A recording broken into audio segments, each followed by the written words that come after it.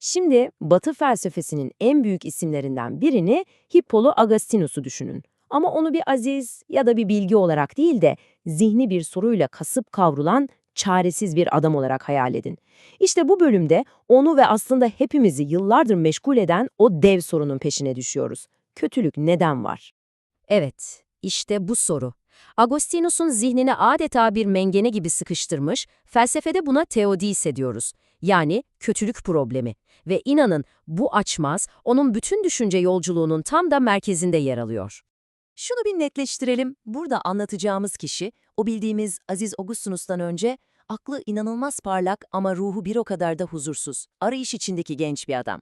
Yani onun felsefesi öyle kütüphane raflarında tozlanmış kuru bir metin değil, hayır tam tersi. Kendi iç savaşının, çok kişisel bir hesaplaşmanın adeta canlı bir günlüğü. Gelin, hayatındaki şu dönüm noktalarına bir bakalım. Bu harita aslında sadece bir coğrafi rota değil, bir zihnin evriminin de hikayesi. Her şey Kuzey Afrika'daki Tagaste'de başlıyor. Sonra Kartaca'nın o parlak, bir o kadar da haz dolu günleri ve en sonunda Milano'nun entelektüel zirveleri. Ama bakın, gittiği her şehir onun o büyük arayışına yeni bir düğüm, yepyeni bir soru ekliyor aslında. İşte bu söz. Bana iffet ve ölçülülük ver. Ama henüz değil. Ne kadar samimi bir itiraf değil mi? Onun içindeki o devasa fırtınayı bundan daha iyi ne özetleyebilir ki? Bir yanda aklını başından alan dünyevi arzular, diğer yanda ruhunu kemiren o yüce hakikat özlemi. İşte tam da bu yüzden onun felsefesi bu kadar kanlı canlı, bu kadar hayatın içinde. Peki bu arayışında nereye sığındı dersiniz? Tam 10 yıl boyunca Maniheizme. Maniheizmin ona sunduğu şey çok basitti. İyilik ve kötülük evrende savaşan iki ayrı güçtür. Yani kötülük dışarıdan gelen karanlık bir şey. Bu fikir sorumluluğu insanın üzerinden alıyor, değil mi? Başta bu cevap ona çok rahatlatıcı geldi ama zamanla yetmemeye başladı. Çünkü kendi içinde hissettiği o çatışmayı bu dışsal savaş hikayesi açıklamıyordu. Fark etti ki cevap dışarıda bir yerde değil, içeride olmalı. Ve işte o an geldi. Yıllar süren arayışın sonunda zihninde bir şimşek çaktı ve o devrimci fikre ulaştı. Kötülük sorununa getireceği bu yepyeni bakış açısı sadece kendi hayatını değil, kendisinden sonraki bütün Batı düşüncesini kökünden değiştirecekti. Neydi peki bu cevap? Tek bir kavram, özgür irade, Latince adıyla liberum arbitrium. Agustinus'a göre bu, Tanrı'nın insana verdiği hem en büyük armağan hem de en ağır yüktü.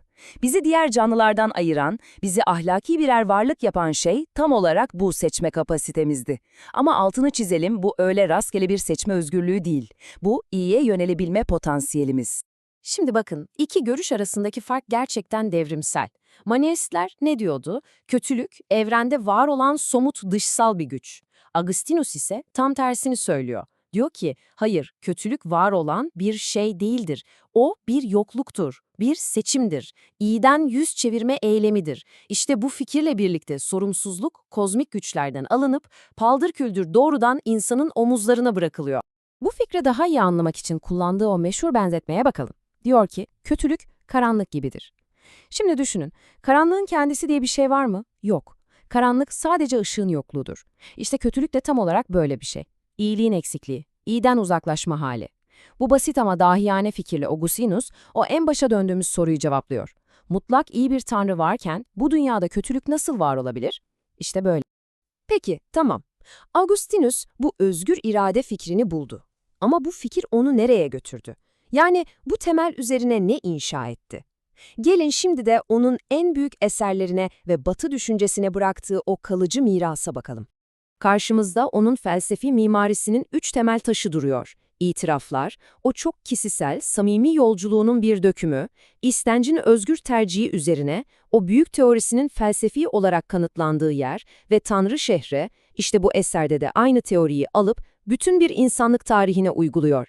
Gördüğünüz gibi her şeyin merkezinde yine o tek bir kilit kavram var, seçim.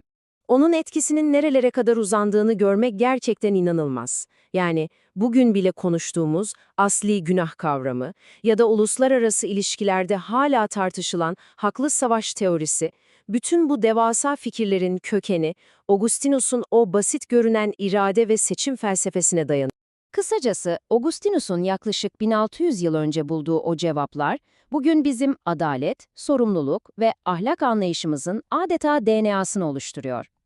Yani onun mirası öyle sadece kilise duvarları arasında kalmış bir şey değil. Hayır, mahkeme salonlarından meclis binalarına kadar modern dünyanın tam kalbinde yaşamaya devam ediyor. Ve Agustinus felsefesiyle bizi işte bu çok kışkırtıcı soruyla baş başa bırakıyor. Eğer kötülüğün kaynağı bizim özgür irademiz, bizim seçimlerimizse, o zaman bu dünyanın bozukluğunu onarma sorumluluğu da yalnızca bize mi ait? Yani çözümün anahtarı gerçekten de bizim ellerimizde mi? İşte bu soru sanırım hepimizin üzerine uzun uzun düşünmesi gereken bir soru.